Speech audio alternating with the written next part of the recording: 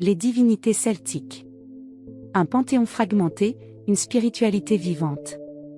La spiritualité celtique, contrairement aux panthéons plus structurés comme celui des Grecs ou des Romains, se caractérise par une grande diversité régionale et une forte imbrication avec le monde naturel. Les Gaulois, en particulier, n'avaient pas de panthéon unifié, mais plutôt un ensemble de divinités locales et tribales, parfois assimilées aux dieux romains par l'interpretatio romana. Dans un contexte ésotérique, l'étude des divinités celtes peut se concentrer sur la connexion à la nature et au cycle. Les divinités celtes sont souvent liées aux forces naturelles, aux animaux, aux arbres et aux sources. Leur étude permet de renouer avec une spiritualité ancrée dans le monde vivant. Les archétypes et les forces psychiques puisque chaque divinité incarne des qualités et des énergies spécifiques que l'on peut explorer pour mieux se comprendre et interagir avec le monde. Les mythes celtes, bien que fragmentaires, recèlent des symboles puissants et des enseignements profonds sur la nature humaine et le cosmos. Bien que les connaissances précises sur les pratiques druidiques soient limitées, on peut s'inspirer des sources disponibles pour développer des rituels et des méditations en lien avec les divinités. Lugu, Lugh, le dieu polyvalent et maître des arts. Lugu, dont le nom est apparenté à l'irlandais Lugh et au gallois le, est l'une des divinités les plus importantes du panthéon gaulois. Il est associé à la lumière, aux arts, à l'artisanat, au commerce et à la guerre. Son épithète Lamfada, longue main, souligne son habileté et sa maîtrise de nombreux domaines. Dans un contexte ésotérique, Lugu représente la maîtrise des compétences et des talents, l'importance de développer ses dons et de les mettre au service de la communauté.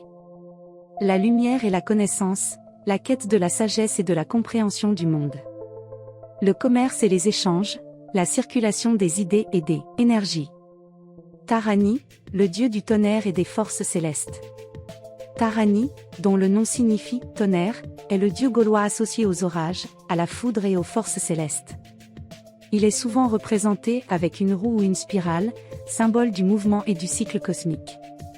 Dans un contexte ésotérique, il représente la force et la puissance, l'énergie brute et la capacité à transformer le monde. La justice et l'ordre cosmique, le respect des lois naturelles et l'équilibre des forces.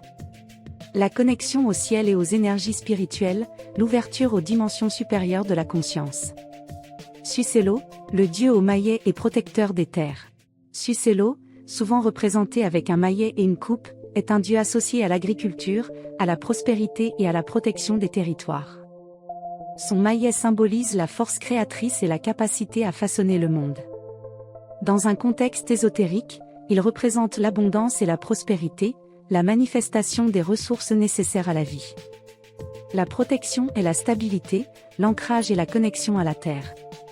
Le cycle de la vie et de la mort, le maillet peut aussi être interprété comme un symbole de transformation et de renouvellement. Epona, la déesse cavalière et protectrice des chevaux. Epona, dont le culte s'est répandu dans tout l'Empire romain, est la déesse protectrice des chevaux, des cavaliers et des voyageurs. Elle est souvent représentée assise sur une jument ou entourée de poulains. Epona représente le voyage et le mouvement, l'exploration des différents aspects de soi et du monde. La liberté et l'indépendance, la capacité à suivre son propre chemin. La connexion aux animaux et à la nature sauvage, le respect du monde animal et l'harmonie avec les forces naturelles. Les matrones, qui sont les déesses mères et protectrices des communautés. Les matrones, ou matres, sont des figures féminines collectives vénérées dans de nombreuses régions gauloises. Elles sont associées à la fertilité, à la maternité, à la protection des familles et des communautés. Elles représentent la force féminine et la maternité, l'énergie créatrice et nourricière. La protection et le lien social, l'importance des relations et de la cohésion associative. La connexion aux ancêtres et aux traditions, ont la transmission du savoir et des valeurs à travers les générations. Activités possibles en association. Les recherches sur les sources archéologiques et textuelles, pour approfondir la connaissance des divinités à partir des données disponibles.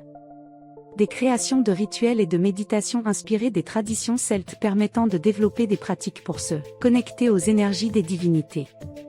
Exploration des symboles et des mythes afin d'analyser les récits et les représentations iconographiques pour en extraire les enseignements ésotériques. Des voyages ou excursions sur les sites sacrés donnant à visiter les lieux de culte anciens pour se connecter aux énergies telluriques et aux mémoires des lieux. L'étude des divinités gauloises et celtes dans le cadre ésotérique d'Oratorio Magie reste une démarche permettant de réappropriation d'un héritage spirituel riche et complexe. En explorant ces figures divines, l'on peut renouer avec une spiritualité ancrée dans la nature, les cycles et les forces de la vie. Il est crucial de savoir qu'il est abordé ces études qu'avec respect, ouverture d'esprit et une démarche critique face aux faibles sources dont nous disposons.